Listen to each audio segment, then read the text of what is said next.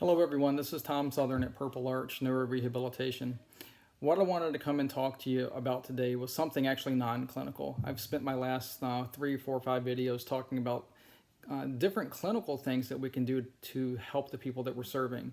I think another non-clinical thing that we can do, however, is our demonstration of leadership.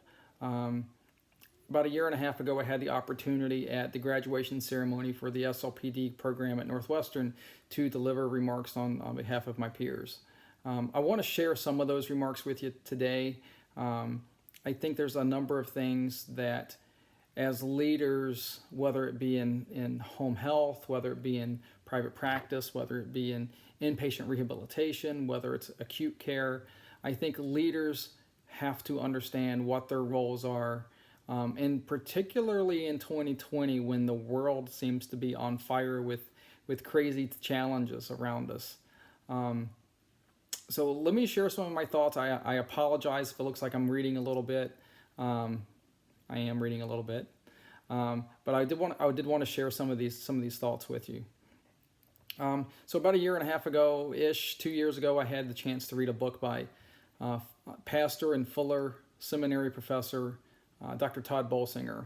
And Dr. Bolsinger's book is titled Canoeing the Mountains.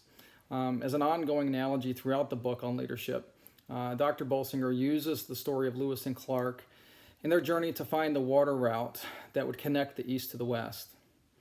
This core discovery, which was a collection of watermen, met their largest challenge at the Lemi Pass when the Mandan tribe informed them that what they were looking for was just beyond. As Dr. Bolsinger illustrates in a number of his videos when he talks about this, what they came up to was not just mountains, but it was 300 miles of mountains, and it was the Rocky Mountains. So it wasn't the mountains that these guys on the East Coast were used to. These were the Rocky Mountains. So these watermen who were chosen to explore this supposed water route to the Western Sea had to quite literally ditch the canoes and adapt to a challenge that quite literally none of them could have imagined. I think regardless of which industry you're working in right now, many of us have been tasked with defining and refining the leadership qualities that are required for us to lead our teams right now. Our own core of discovery must be implemented to address the challenges that we used to think were previously unknown, but now they're glaring at us right in the face.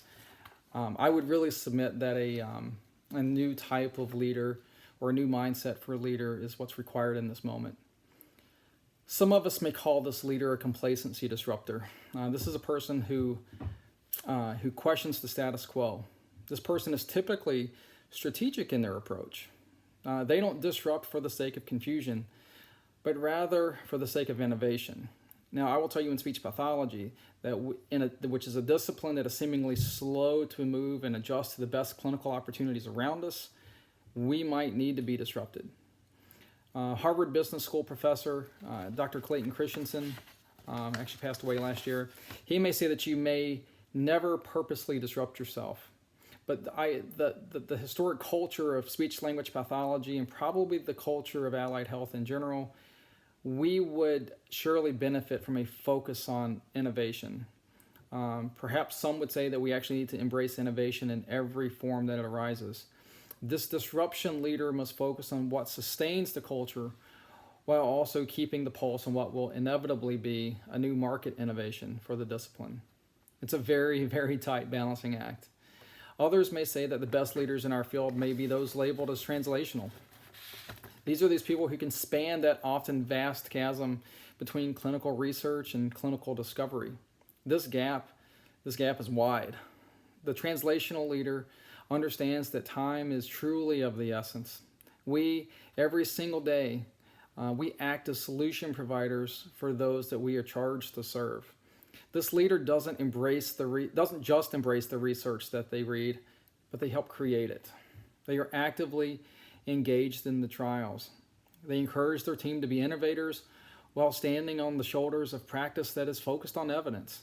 They relentlessly pursue solutions and act with extreme haste in its application. Authenticity and emotional intelligence have have been buzzwords for a while now, right? These are buzzwords that have been in leadership circles for far more than a decade. Rightfully so. Dr. Bolsinger maintains that the best leaders disappoint their followers at a rate that they can absorb. Okay, I'm going to say that one again. The best leaders disappoint their followers at a rate that they can absorb. People don't follow a leader because they do the same thing every day, or because they click off check boxes or follow specific protocols. No, they follow a leader because they stand for something bigger than what they are. They possess a vision for the future that only they can see with clarity. But the casting of that vision, this is the important part, it's the casting of that vision that resonates vibrantly with those around the leader. They know that the leader will take measured chances when it's appropriate. They know that this leader will sometimes be off the mark, no matter how well intentioned or how well informed. But the followers of that leader, those followers, they get it. They get it. This type of leader is often very much a reflection of them. This type of leader is not afraid to be vulnerable. This creates a sense of realness, and I would say a shared truth. The best leaders, I believe, take the long view. That is not to say that they move with tepidness. Actually, quite the contrary. These people don't isolate themselves from their teams. Rather, they are engaged at every single level. While they understand the importance of leading now, they have the insight that what they are leading today is transformative for tomorrow. Literally, what they are leading today on their teams will transform who their teams identify as tomorrow. The processes, the best practices, the culture of their team today will inspire and shape the productivity, the creativity, and the unity of the team tomorrow. They create cultures of not just of innovation and disruption, but of authenticity and open vulnerability. These are cultures that are transformed organically into a vibrant ecosystem of growth and of mission. One of the points that Bolsinger makes is that resistance to an idea is not typically about future possibilities, but more so about fear of losing something of value in the past. One of the big things we learned was that leading into the future is not about destroying the past, but rather embracing the core elements of the DNA, whether we be speech pathologists, physical therapists, nurse practitioners, nurses, you name it, but then choosing adaptive leadership strategies to transform our discipline, our health paradigm, and help those in the clinical world around us advance simultaneously. There are those in our field who seem to want to justify a reason for holding back and holding on to past traditions. While there is value in embracing aspects of our discipline that are specific to us, we must stop attempting to sabotage advancement in leadership and advancement in thought. As people have heard me say many, many times before, my experience at Northwestern was absolutely and utterly beyond expectation. The faculty there challenged us at every single turn, and I will forever and forever be appreciative of my time spent not just with the faculty, but also with my peers. They encouraged and perhaps even demanded that we look beyond ourselves. And as I told my peers then, you're my brothers and you're my sisters. And I'm talking to everyone out there in Facebook land tonight on this. You're the leaders. Many of you are the leaders that I look up to when I think about what the future holds, not just for our discipline, but for all the allied health disciplines out there. Each of you are brilliant beacons of what is good and what is right, what is forward-leaning and what is methodical, what is passionate and what's realistic. Many of you are dreamers and you're pragmatists. You're encouragers and you're healers. You're canoers and you're mountain climbers. Each of you are the future of our disciplines. Again, whether it be speech, occupational, physical therapy, respiratory therapy, nurse practitioners, PAs, you name it.